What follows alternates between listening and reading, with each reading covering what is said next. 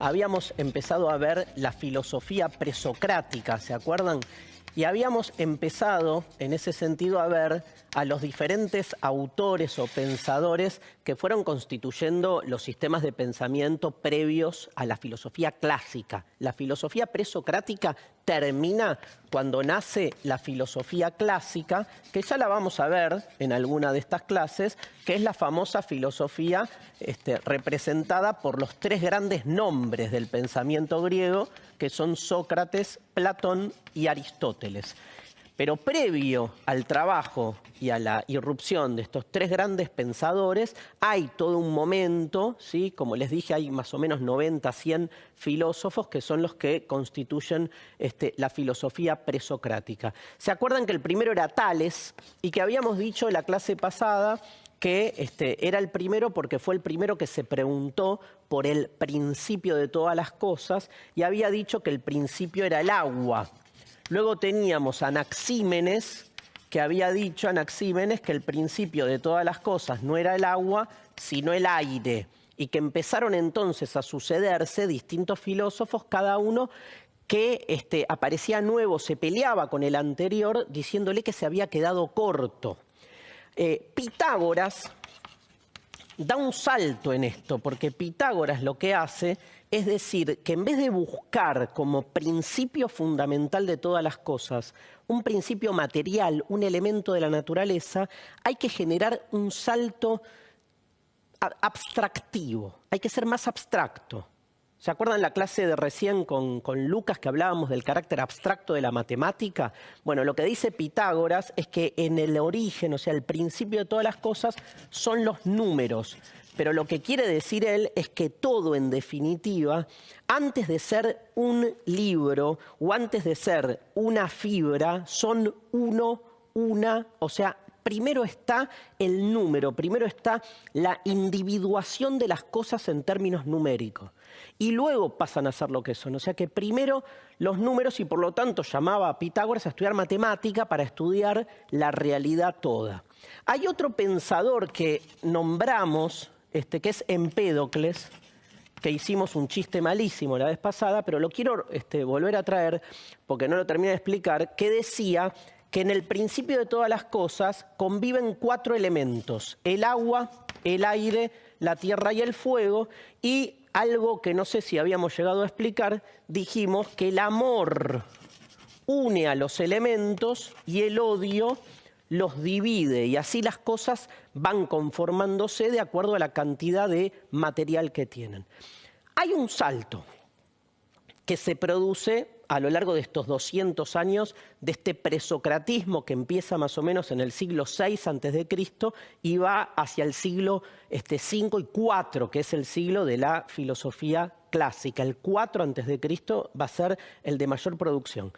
Pero hay un salto previo que se da con una disputa entre dos pensadores muy conocidos llamados Heráclito de Éfeso y Parménides de Elea.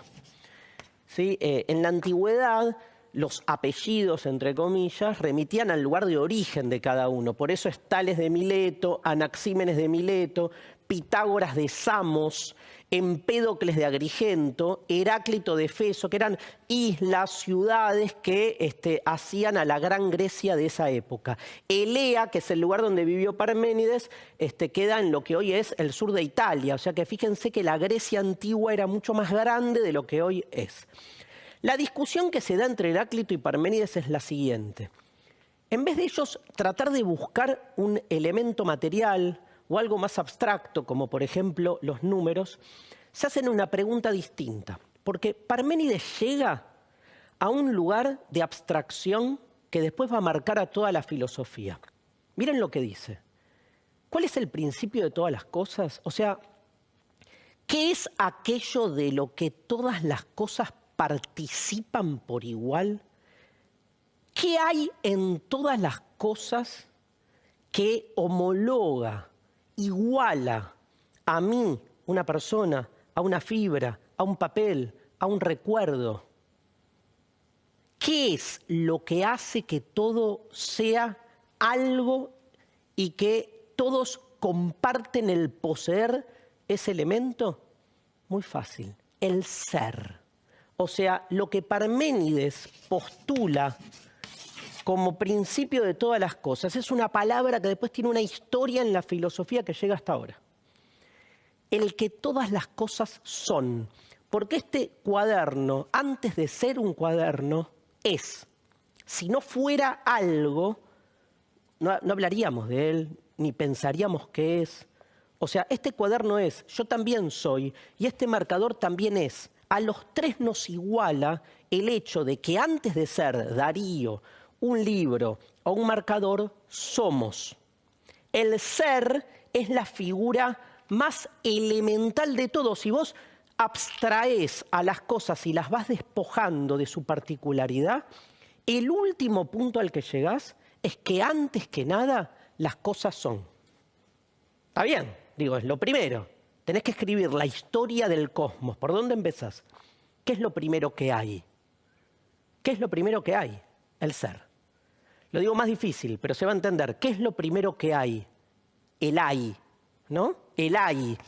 Aunque suene raro, pero digo, el hecho de que haya. Parménides se hace esa pregunta inicial. Se pregunta la famosa pregunta, la que después aparece en Hamlet. ¿Ser o no ser? ¿Las cosas son o no son? Empecemos por algún lado. ¿Hay o no hay? ¿Qué dirían ustedes? ¿Hay o no hay?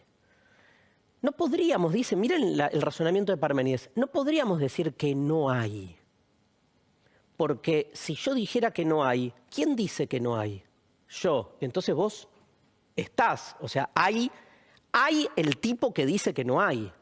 Digo, cualquier cosa que uno intente decir o hacer para justificar que no hay es contradictoria. Porque desde el momento en que alguien formula la nada, ya hay alguien que está formulando que hay algo. Con lo cual es imposible negar el ser, dice Parménides. O sea, hay. Ahora, ¿qué hay? Ya es otro problema. Porque ahí es justamente lo que tenemos que indagar. ¿Qué hay? ¿Por qué se ordenó de ese modo? Pero ¿puede alguien cuestionar que no haya? Y ahí llegamos a la pregunta fundamental de la filosofía. Les hago esta pregunta, van a ser las 4 de la tarde, no quiero que se angustien en el horario de siesta, pero la pregunta que se han hecho siempre los filósofos es la siguiente. ¿Por qué hay cuando pudo no haber habido nada? ¿Por qué el ser y no más bien la nada? Eso se lo pregunta Leibniz. Siglos después. ¿Por qué hay si pudo no haber habido nada? ¿Se imaginan cómo hubiese sido si no hubiese habido nada? Y es inimaginable, porque la nada es inimaginable. Porque si te imaginás a la nada ya es algo y entonces no es más la nada. La representación que nos hacemos de la nada ya es algo, ¿se entiende? O sea que hay algo de lo que no podemos salir, que es que el ser es. Y la pregunta ¿por qué hay cuando pudo no haber habido nada? Es incontestable. Si alguno de ustedes la contesta, cambia 3000 años de filosofía. Así que les dejo, ¿vieron a Alejandro que les dejó una tarea, un glosario? Mi tarea es un poco más complicada, digamos, y más simple al mismo tiempo. Parménides se concentra en este ser y dice que este ser, se hace una pregunta vital. ¿Este ser es el mismo siempre o cambia todo el tiempo? Uno diría, ¿cómo va a cambiar al ser? No puede cambiar, o sea, la totalidad de las cosas, ¿cambia o no cambia? Parecería que no, pero al mismo tiempo estamos cambiando todos y cambiando todo el tiempo nosotros. Heráclito, acá aparece la contrafigura, es un pensador que se va a pelear con esto y va a decir, no, las cosas nunca son las mismas. O sea, Parménides dice que en el fondo todo lo que es idéntico a sí mismo. Y Heráclito va a decir que todo lo que es está todo el tiempo mutando. O todo cambia y nada permanece, como dice Heráclito, o el cambio es una ilusión y en el fondo las cosas siguen siendo las mismas, como dice Parménides. Es mucho más intuitivo para nosotros lo que dice Heráclito, porque vemos que todo se mueve, que todo cambia. Pero ojo con el razonamiento de Parménides, porque lo que Parménides quiere decir es otra cosa. Parménides quiere decir que este ser, o sea, todo lo que hay, me encanta el concepto del todo, me encanta. Todo lo que hay, ¿puede cambiar? Si el todo cambiara, síganme con esto, si el todo cambiara, tendría que pasar a ser, porque cambia, algo que todavía no es. Porque cambiar es pasar de un estado a un estado que todavía no existe o que todavía no es parte de tu ser. Pero si el todo cambiara, tendría que cambiar a algo que todavía no es. Y si hay algo que todavía el todo no es, entonces el todo no es el todo. Porque el todo es todo, porque todo lo comprende. Con lo cual no hay nada a lo que el todo pudiese cambiar.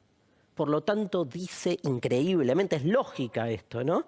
Recuerdan la clase de Lucas cuando dice, a veces la matemática llega a modelos ideales y después en la realidad las cosas se dan de otro modo. Acá es algo parecido. En el fondo, las cosas no cambian, dice Parménides. Las cosas son siempre las mismas, aunque tengamos la ilusión de que sí. Heráclito, autor fundamental, amado por Borges, leído por Marx, por Nietzsche mismo. A Heráclito lo vamos a ver la clase que viene.